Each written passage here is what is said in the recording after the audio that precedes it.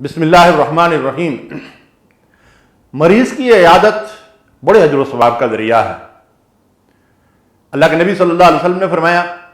کہ جب بندہ کسی مریض کی عیادت کے لیے چل رہا ہوتا ہے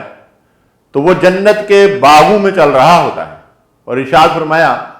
کہ جب تک وہ مریض کی عیادت کے لیے جاتا ہے 70,000 فرشتے اس کے لیے بخشش اور مغفرت کی دعائیں کرتے رہتے ہیں۔ سبحان اللہ، کتنا بڑا اعزاز ہے۔ لیکن مریض کی عیادت کے لیے جو آداب تعلیم دیے گئے ہیں، اکثر لوگ ان آداب کے اوپر عمل نہیں کرتے، اور ان کی عیادت بعد اوقات مریض کے لیے اور اس کے اہل خانہ کے لیے جو ہے وہ اذیت کا اور تکلیف کا باعث بنتی ہے۔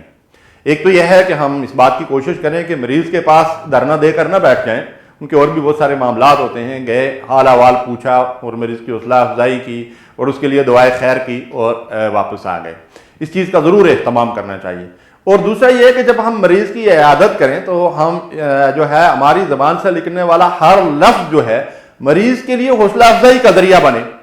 میں آپ کو بتاتا ہوں، پچھلے دنوں بالکل معمولی سا میرے ساتھ تھوڑا پرابلم تھا۔ ایک صاحب آئے، پڑھے لکھے تھے، تو میری اس طرح نبض پہ ہاتھ رکھ کر کہنے لگے جی کہ آپ کی تو نبض ہی لگتا ہے کہ ختم ہو گئی ہے، لگتا ہے مطلب یہ ہے کہ آپ کی حالت بہت خراب، آپ جلدی ڈاکٹر کے پاس جائیں اور مطلب یہ ہے کہ اپنا چیک اپ صحیح طرح سے کروائیں۔ تو اس طرح سے پلیز جو ہے وہ کسی کی عیادت کرنے کے بجائے آپ گھر بیٹھے رہیں تو میرے خیال میں وہی مناسب ہوگا۔ اللہ کے نبی صلی اللہ علیہ وسلم کا مبارک طریقہ یہ تھا کہ مریض کے پاس جاتے تھے، اس سے حال احوال پوچھتے تھے اور پھر ہمیشہ اس کی حوصلہ افزائی کرتے تھے اور فرماتے لا باس طہور انشاءاللہ، یہ جو مرض اللہ نے تمہارے لیے بھیجا ہے یہ تو تمہارے گناہوں کی بخشش کا ذریعہ ہے۔ کتنا حوصلہ ملتا ہے انسان کو، گناہ بخشے جائیں تو اور کیا چاہیے، بیماری باعث رحمت بن جاتی ہے اگر ہم صحیح طریقے سے اس طرح کسی مریض کے پاس جائیں تو ہم اسے یہ نہ کہیں او ہو اس کی تو مطلب آنکھیں زرد ہو گئی ہیں، اس کا تو چہرہ ایسا ہو گیا، اس کی تو ناک ٹیڑھی ہو گئی، جیسا ہمارے عام لوگوں کا طریقہ کار ہے۔ نہیں، بلکہ مریض کا حال احوال پوچھیں، اس کی حوصلہ افزائی کریں۔ بیماری اللہ کی رحمت ہوتی ہے، اس کو اللہ تعالیٰ نے بھیجا آپ کے فائدے کے لیے ہے۔ انشاءاللہ اس بیماری سے آپ اٹھیں گے، گناہوں سے پاک ہو جائیں گے، اللہ آپ کی زندگی میں برکت دے،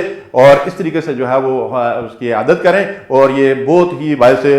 برکت چیز ہے۔ اور مریض کے لیے یہ ہدایت ملتی ہے کہ نبی صلی اللہ علیہ وسلم نے فرمایا کہ اسے چاہیے کہ اللہ تعالیٰ کے ساتھ حسن ظن رکھے، یعنی اس بیماری کو مطلب یہ ہے کہ اپنے گناہوں کی بخشش کا ذریعہ سمجھے اور یہ سمجھے، اور بلکہ اللہ تعالیٰ سے یہ دعا کرے کہ یا اللہ اگر مطلب یہ ہے کہ میرے لیے زندگی میں خیر و برکت ہے تو اللہ تو میری زندگی میں برکت دے دے، اور اگر میرے لیے موت میں خیر و برکت ہے تو پھر یا اللہ تو مجھے خاتمہ ایمان پر جو ہے وہ خاتمہ نصیب فرما۔ صلی اللہ علیہ نبینا محمد۔